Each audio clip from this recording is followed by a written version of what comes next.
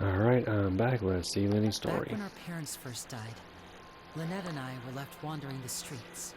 To survive, I took to surreptitiously observing an older street performer who did magic. It took me several days to figure out how he pulled off his amazing tricks. I took my sister through several streets until we found a crowded corner, and we began to perform magic tricks there. To my surprise, we proved to be pretty popular, and we could at least stop worrying about where our next meal would come from for a time. But I didn't want my sister to remain a street rat together with me forever. Street rat. Reminds me of Aladdin. Before long, an aristocrat came to me and claimed that he wished to take us in after watching my performances. So you went from orphans to nobility just like that? That was how we felt at first, too. As if fate was on our side and we could say goodbye to those painful days.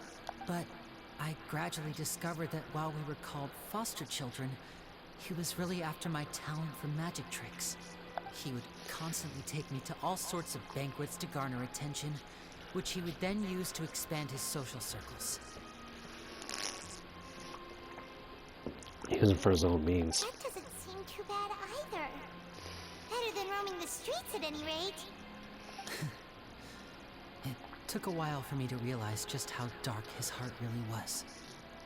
After one particular performance at a banquet, I discovered that Lynette was not on the same return vehicle as me.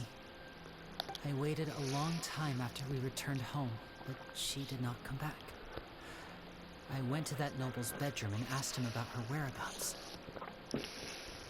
The answer he gave me was, she caught the eye of the most eminent person at the banquet, so I sent her over as a gift. I mean, you'll be able to perform your magic regardless of who your assistant is, yes? Oh no. So he was gonna... But wouldn't Fontaine's laws deal with such people? As far as outsiders are concerned, this is a relationship akin to adoption or foster care, and they have their ways of escaping the eye of the law. Villains. So what happened after that? I managed to ferret out the location of the mansion of that so-called eminent person and hurried through the night. But by the time I leaped over the walls, avoided the guards, and made my way in, all I saw was the moonlit ground covered in blood, and the knave standing there in the darkness. What did she do? So, she'd already taken care of that guy. That's right. She had rescued my sister before she could come to any harm, and had even discovered several girls hidden in a basement, all of them orphans. Oh. Father, I mean, the knave, might have seen something in me, and so she made me an offer. The House of the Hearth welcomes you, for your interests align with ours. Here, none will ever betray you. Indeed, betrayal shall never be permitted here. I mean, Arlecchino's got some sort of morality. I was hesitant to trust her.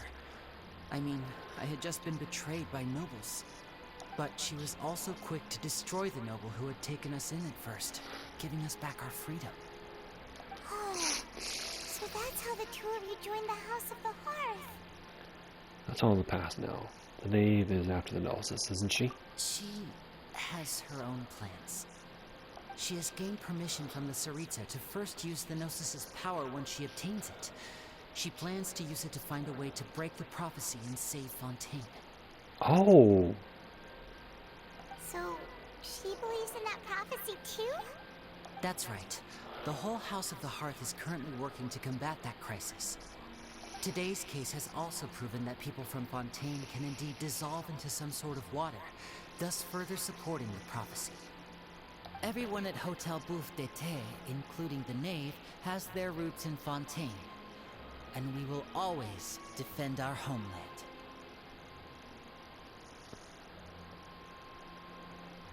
I still think the knave is actually from Moria. To us orphans, the only connection we have left to this world, apart from our family, is our homeland. So, from small deeds like distributing magic pockets to huge schemes like stealing a Gnosis, everything is aimed at dealing with that prophecy. I'm sorry, but I still can't completely trust you. It's all right. I understand. The only thing I can do is relate all this to you. I just hope you can understand that even as a member of the house, I have never stopped making my own decisions, and that I believe what I'm doing is right. If you should need anything at all in the future, feel free to find me. I will do my best to help you, as plain Lyney. I understand. Bye. Bye, Lyney. Twist of Great Magic. Leave the Opera House. Okay. I think something's about to happen, though.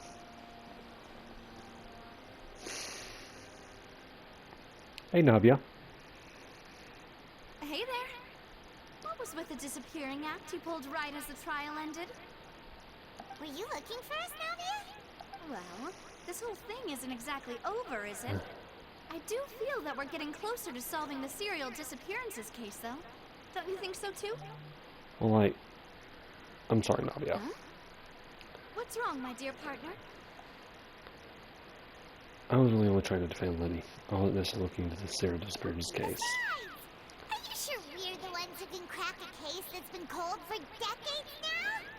And given that there's new evidence from the trial, there should be a trail of breadcrumbs for the Hydro Archon's people to follow now, right? Ah, I see. I won't lie. I'm a little shocked to hear that from you. But I suppose you are just travelers who have only arrived in Fontaine after all. Sorry. I might have been too presumptuous. Don't say that, Navia. Aw, and we were having so much fun investigating with you, too. It was like having new waters flowing into a stagnant mire, causing new hope to spring forth, and the reflection in the murk to become clearer. Sorry about that. I'm a bit prone to nostalgia. Don't mind me. Wait, should we have a farewell meal? You know, to commemorate our time as partners? Huh?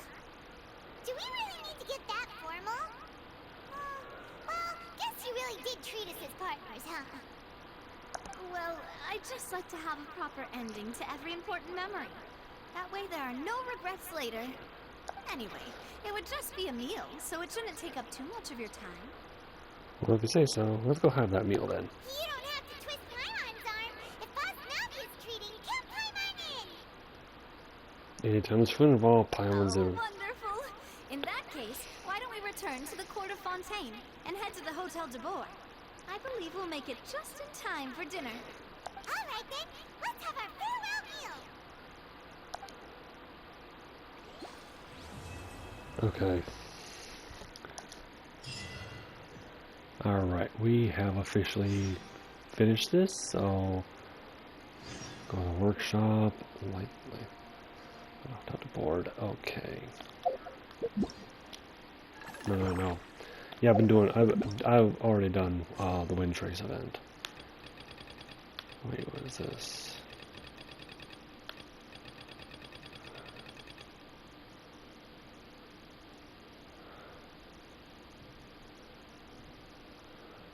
Okay. Anyway, so that's gonna be it. Until next time, this is Jay saying thank y'all for watching. Take care of yourselves.